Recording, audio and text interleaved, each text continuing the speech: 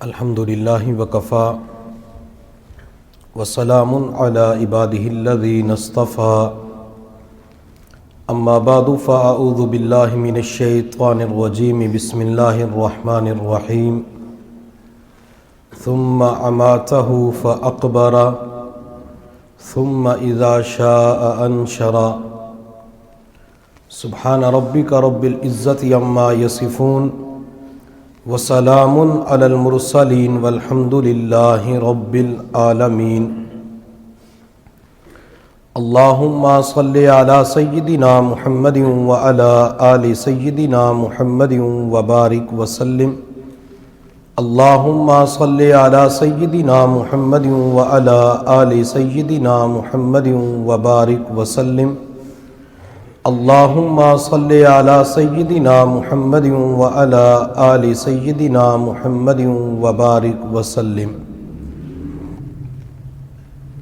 انسانی زندگی ہوا میں رکھے ہوئے چراغ کی مانند ہے۔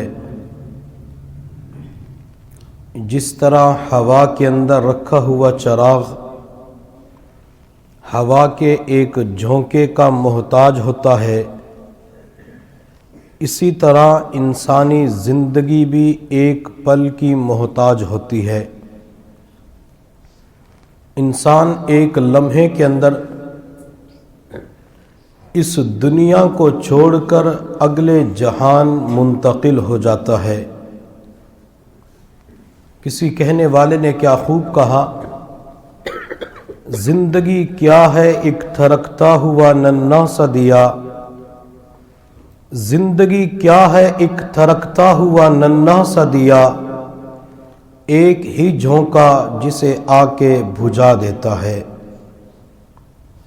جب انسان اپنی زندگی کے لمحات پورے کر لیتا ہے، جب انسان کی زندگی کی گھڑیاں پوری ہو جاتی ہیں، تو اللہ تعالی بندے کے اوپر موت بھیج دیتے ہیں۔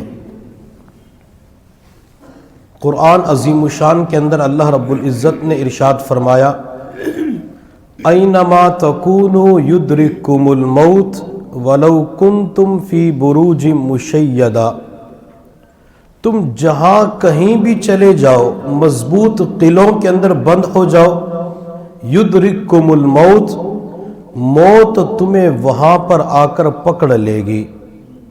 یہ موت نہ جوانی کو دیکھتی ہے، نہ بچپن کو دیکھتی ہے، نہ بڑھاپے کو دیکھتی ہے، نہ مرد کو دیکھتی ہے، نہ عورت کو دیکھتی ہے، نہ امیر کو دیکھتی ہے، نہ غریب کو دیکھتی ہے، نہ پڑھے لکھے کو دیکھتی ہے، نہ ان پڑھ کو دیکھتی ہے، نہ علماء قراء حفاظ کو دیکھتی ہے، نہ دنیا دار کو دیکھتی ہے۔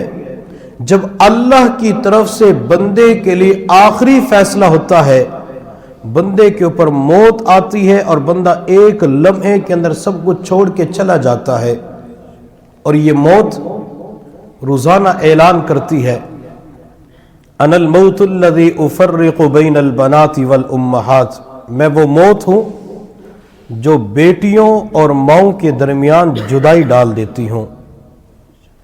جب ماں کے اوپر موت آتی ہے، یہ موت بیٹیوں کو ماں سے جدا کر دیتی ہے۔ وہ ماں چارپائی کے اوپر آنکھوں کے سامنے پڑی ہوتی ہے، لیکن جسم کو حرکت نہیں دے سکتی، زبان سے کسی کو پکار نہیں سکتی۔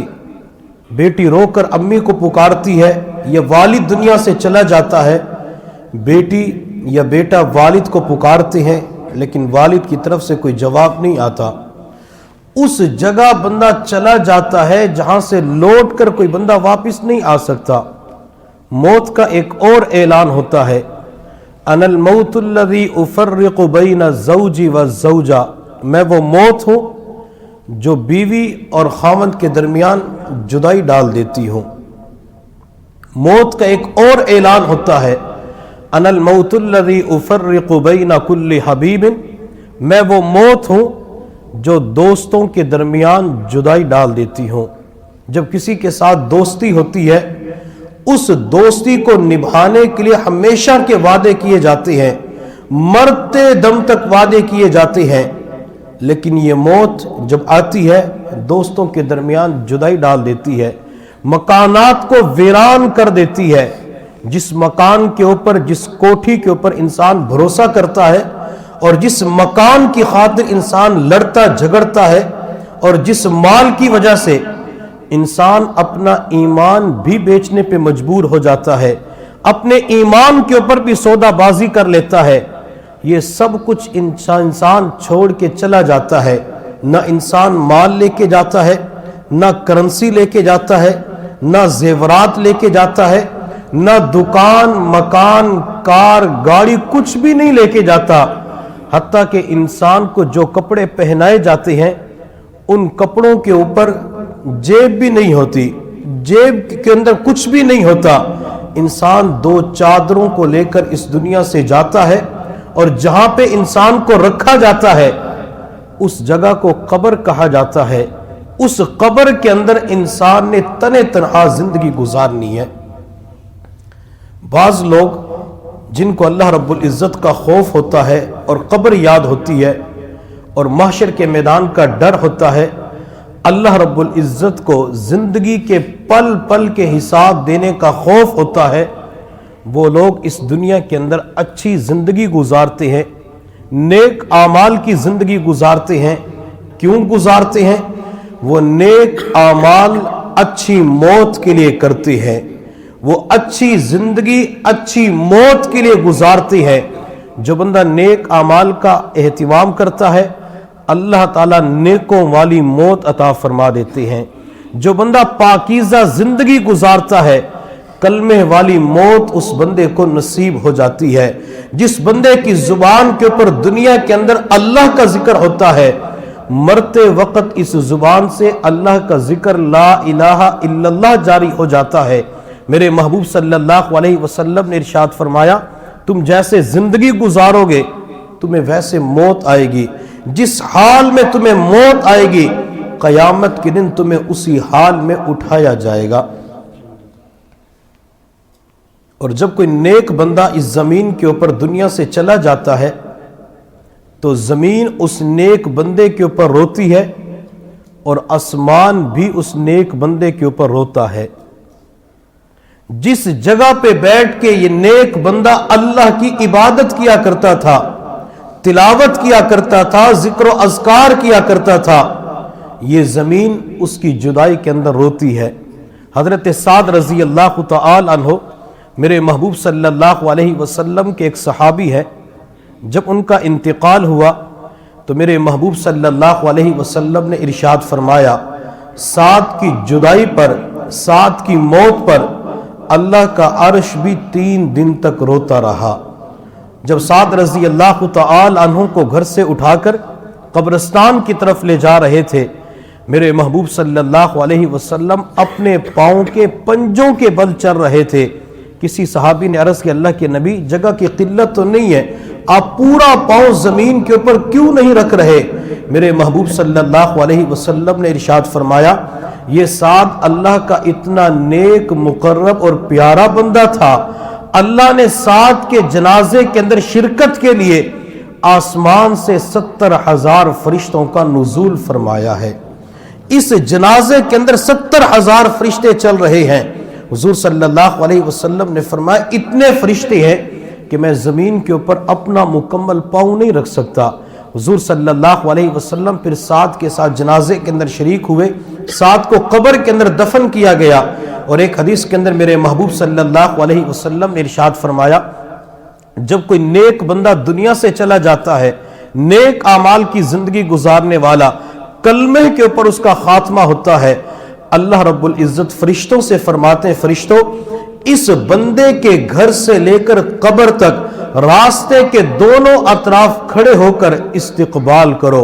फरिश्ते रास्ते के दोनों अतराफ खड़े हो जाते हैं, इस मरने वाले का इस्तिकबाल किया जाता है।